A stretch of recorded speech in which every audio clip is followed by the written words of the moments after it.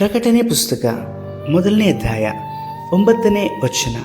ನಿಮ್ಮ ಸಹೋದರನು ಯೇಸುವಿನ ನಿಮಿತ್ತ ಹಿಂಸೆಯಲ್ಲಿಯೂ ರಾಜ್ಯದಲ್ಲಿಯೂ ತಾಳ್ಮೆಯಲ್ಲಿಯೂ ನಿಮ್ಮೊಂದಿಗೆ ಪಾಲುಗಾರನೂ ಆಗಿರುವ ಯೋಹಾನನೆಂಬ ನಾನು ದೇವರ ವಾಕ್ಯಕ್ಕೋಸ್ಕರವೂ ಯೇಸುವಿನ ವಿಷಯವಾದ ಸಾಕ್ಷಿಗೋಸ್ಕರವೂ ಪತ್ಮೋಸ್ ದ್ವೀಪದಲ್ಲಿದ್ದೆನು. ಕರ್ತನಲ್ಲಿರುವ ಪ್ರೀತಿ ದೇವಜನರೇ, ದೇವರಾಗಿರುವಂಥ ಯೇಸು ಕರ್ತನ ನಾಮದಲ್ಲಿ ಮುಂಜಾನೆ ವೇಳೆಯಲ್ಲಿ ನಿಮ್ಮನ್ನು ವಂದಿಸುತ್ತೇನೆ. ಈ ದಿವಸ ನಾವು ಸಭೆಯಾಗಿ ಕೂಡಿಕೊಳ್ಳುವಂತಹ ದಿನವಾಗಿದೆ. ನೀವು ಈ ದಿವಸ ಸಭೆಗೋಸ್ಕರವಾಗಿ ಸಿದ್ಧವಾಗಿದ್ದೀರಾ? ಕೆಲವರು ಕರ್ತನ ಮೇಜಿಗೋಸ್ಕರವಾಗಿ, ಸಭಾ ಆರಾಧನೆಗೋಸ್ಕರವಾಗಿ ಅವರು 3 ದಿನಗಳ ಉಪವಾಸವಿದ್ದು ಕರ್ತನ ಸಮ್ಮುಖದಲ್ಲಿ ಕಾದುಕೊಳ್ಳುವಂಥದ್ದನ್ನು ಅಭ್ಯಾಸ ಮಾಡಿಕೊಳ್ಳುತ್ತಾರೆ. ಇಂದು ನೀವು ಕರ್ತನ ದಿನದಲ್ಲಿ ಹೇಗೆ ಸಿದ್ಧವಾಗಿ ಇದ್ದೀರಾ? ದೇವರ ವಾಕ್ಯದಲ್ಲಿ ನೋಡುವುದಾದರೆ ಅಪೊಸ್ತಲನಾದಂಥ ಯೋಹಾನನು ಈ ಸಂಗತಿಗಳನ್ನು ಬರಿತಾ ಇದ್ದಾರೆ.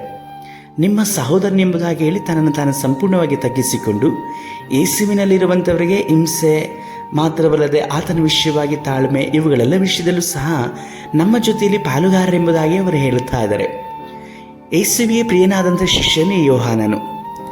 ಈ ಯೋಹಾನನ ಕರ್ತ ನಿಮಿತ್ತಗೋಸ್ಕರವಾಗಿ ಹಿಂಸೆ ತಾಳ್ಮೆಯಲ್ಲೂ ಸಹ ಇದ್ದರು.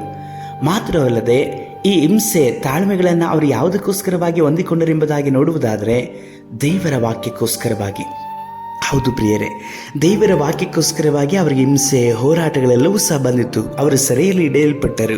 ಪತ್ಮೋಸ್ ದ್ವೀಪದಲ್ಲಿ ಅವರು ಬೇಡಿಗಳಿಂದ ಅವರನ್ನು ಕಟ್ಟಿ ಹಾಕಲ್ಪಟ್ಟರು. ಆದರೂ ಸಹ ಅವರು ಆ ಸಮಯದಲ್ಲಿ ಕರ್ತನಿಗೋಸ್ಕರವಾಗಿ, ಕರ್ತನ ವಾಕ್ಯಕ್ಕೋಸ್ಕರವಾಗಿ ಕಾದುಕೊಂಡಿದ್ದರು. ಇಂದು ದೇವರ ಆಲಯಕ್ಕೆ ಹೋಗುವಂಥ ನೀವು, ನಿಮ್ಮ ನಿರೀಕ್ಷೆ ದೇವರ ವಾಕ್ಯವೇ ಇದೆ.